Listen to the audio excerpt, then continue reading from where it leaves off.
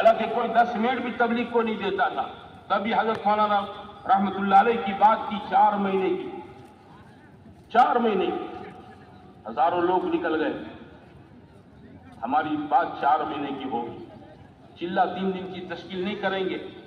آپ 4 مہینے کی تشکیل کریں گے تو وہ خود بولے گا کہ 4 مہینہ صاحب دی جا سکتا ہوں. آپ کہیں تو چلہ چلا جاؤ، آپ کہیں تو 3 دن چلا جاؤ.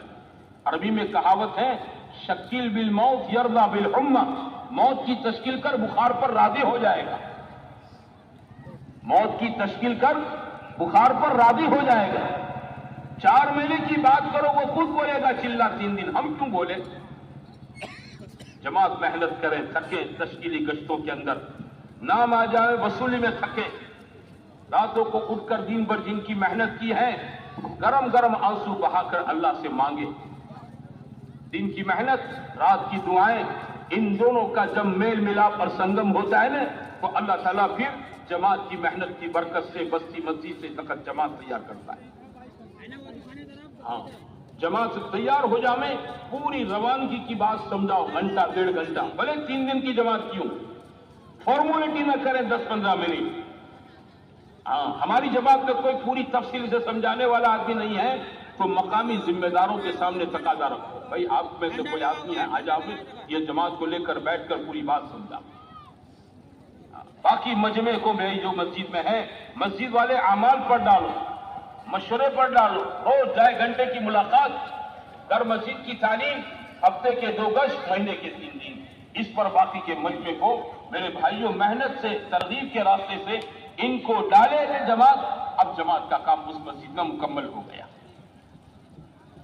کوشش کریں ان دنوں کے درمیان میں ہماری خدمت ہم خود کریں، کسی پر بوجھ نہ بنے.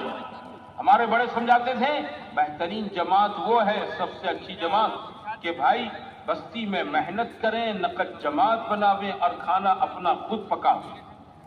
بستی والوں پر بوجھ نہ بنے، بلکہ بستی والوں کے لیے اپنے دسترخوان کو وسیع رکھیں. ہے نا، یہ نہیں کہ 12 آئے ہیں تو 12 کے چاول ڈالیں، ارے 3 کے زیادہ ڈال دو یار، کوئی بستی والے بھی ڈالیں گے.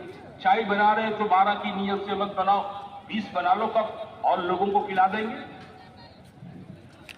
جو جماعت اپنا دسترخوان وسیع کر کے کام کرتی ہے نا بستی میں، وہ جماعت بہت اچھا کام کر لیتی ہے، لوگوں کے دل کو جیت لیتی ہے. کہاوت مشہور ہے الانسان عبد الاحسان، انسان احسان کا غلام ہوتا ہے.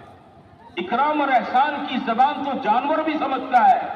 چلے جائے انسان، آپ جس کتے کو روٹی ڈال دو دوسرے دن آپ کو دیکھ کر نہیں بھونکے گا، آپ کو دیکھ کر دم ہلا کر آپ کے پاس آئے گا.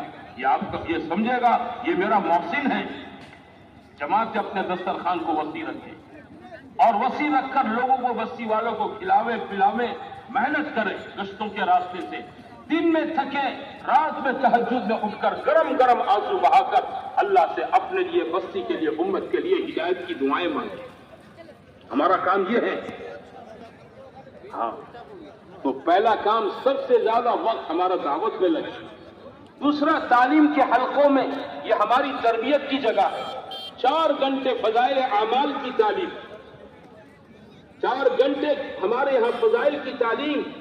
ہاں، ہو سکے صبح 2.5 گھنٹہ، شام میں 1.5 گھنٹہ، صبح 2 گھنٹہ، شام میں 2 گھنٹہ.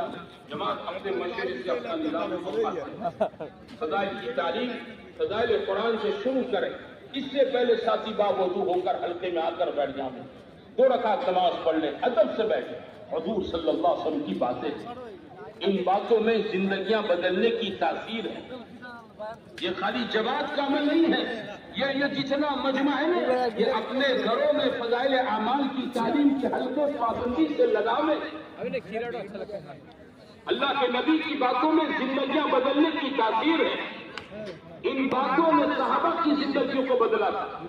عمر بنے ہیں گھر کی تعلیم کی برکت سے. تعلیم تو قرآن کی چل رہی ہے.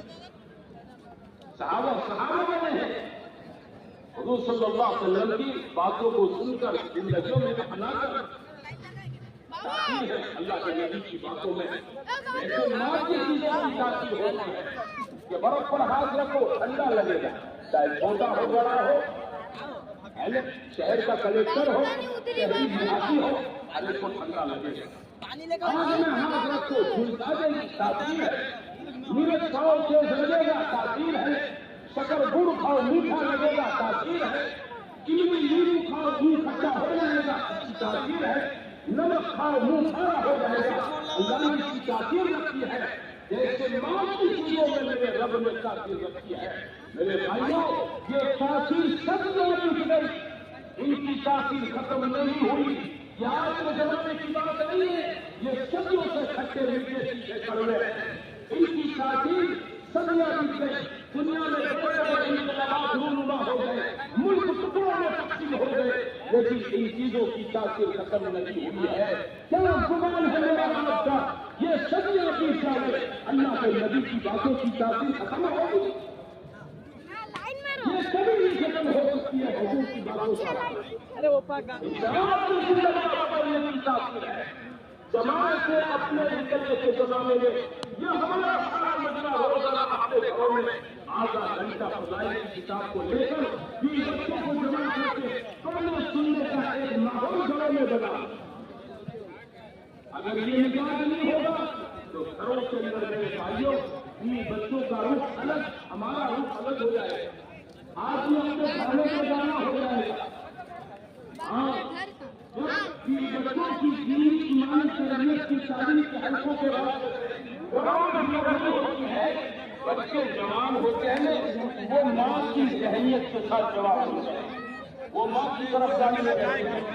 ہم نے اپنی بیوی پر مسلح کی بندی نے زندگی پر پکایا کھلایا کپڑے گھر کو صاف صفائی کیا بچوں کو اپنے ساتھ رکھ کر بڑھا دیا. ہم اسے نہیں سمجھتے ہیں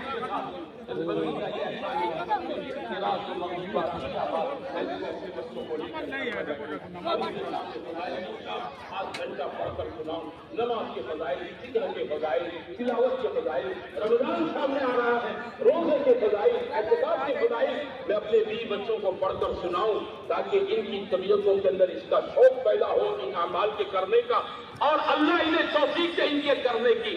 ان اعمال سے ان کی زندگیاں بدلے گی. اگر یہ چیز نہیں ہوگی تو میرے بھائیوں میری سوچ الگ میری بیوی کی سوچ الگ. گھر میں جب شادی بیاہ کا موقع آئے گا میرے گھر میں سنتوں کا اہتمام نہیں ہوگا سادگی کا اہتمام نہیں ہوگا. بیوی بچے چاہیں گے سماج رواج کے مطابق شادی ہو اور آپ مسجد کے پہلے سب کے نمازی ہیں حاجی صاحب ہیں مدرسوں کو ہزاروں روپیہ چندہ دیتے ہیں لیکن جب گھر میں شادی آئی آپ کا نہیں چلے گا. کوئی کہے ہے صاحب آپ کے گھر میں ارے کیا کرے عورتیں نہیں مانتی ہے. کیا جواب ملتا ہے؟ ارے گھر کی عورتیں نہیں مانتی ہے.